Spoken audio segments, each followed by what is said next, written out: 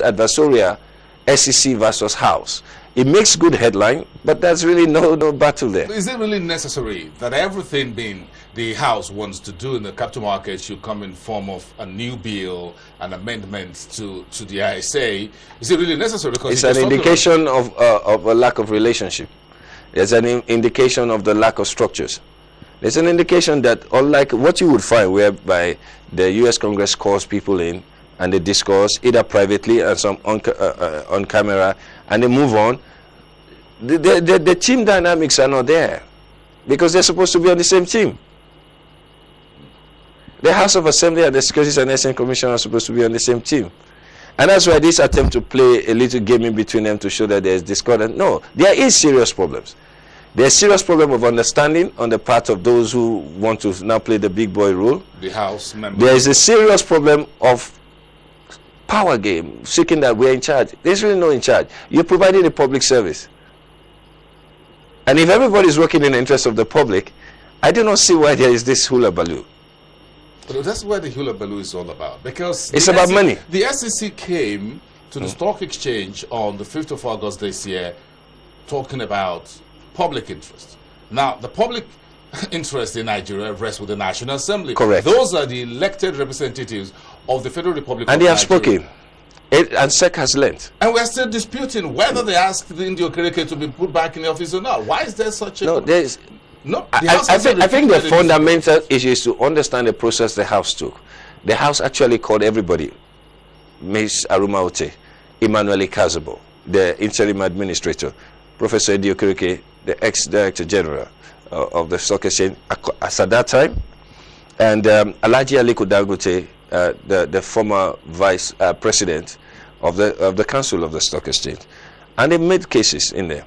Very instructive was the reason why Aliko was called, because he was supposed to be the chief petitioner, and he was like the meeting. He was indeed the chief petitioner. Yeah, and so they took all these points, and they looked at everything, and then came up and said, "Look, while we do not dispute that you can act in the matter because there's a complete breakdown, and everybody had tried to look into it, it would be irresponsible for not to act. But who should have acted? They didn't act anyway.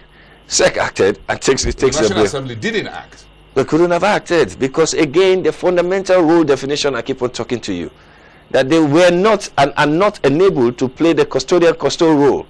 But now, in exercise, is it because the House in exercising in exercising their role and calling them therefore, now should indicate to SEC that why didn't they go to seek the public interest rule? Because SEC could have gone there to make a case before removing Indio Kereke. It wouldn't be about just removal of Kereke, that they need to intervene in public interest and secure the House support. But that's a matter that's gone. What I'm saying forward is that you just talk about it has gone. Because it has gone.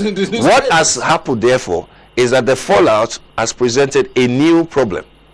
That problem has gone. The new problem right now is that the action has been deemed not to be proper, fit and proper. It did not give regard to due process, very unbecoming of a Securities and Exchange Commission. And they've asked that, why do members find a middle road to get out of this logjam? What they requested for was a middle of the road approach to say, look, we've seen gaps, just like what Justice Akombi, I believe, was it Justice Akombi? Justice Akombi said. He lambasted both the Nigerian Stock Exchange, the Securities and Exchange Commission, and the big boys in the market, and every single person. And that same problem still exists today. That same problem still exists today. We held a council, an AGM yesterday, the stock exchange, without too much elaboration. Wasn't the usual stuff. There seems to be this question in the air: who are members? Who are owners of the stock exchange? What is demutualization? Who is SEC? Is it SEC a quasi-operator? Is it a regulator? This whole idea of all these issues, I think, are the fallout of the August 5, August 6, 2009 incident, which we should revert to, which was replicated a year after, ironically, the same day, August 6, 2010. We seem to have the Ides of August around us. And what does mean is that we've further widened the gap of the problem, but I see it as a solution in some way, because everything is being thrown up now. You have questions being raised from other agencies which are not related to it, but then Is this what the market really needed? No.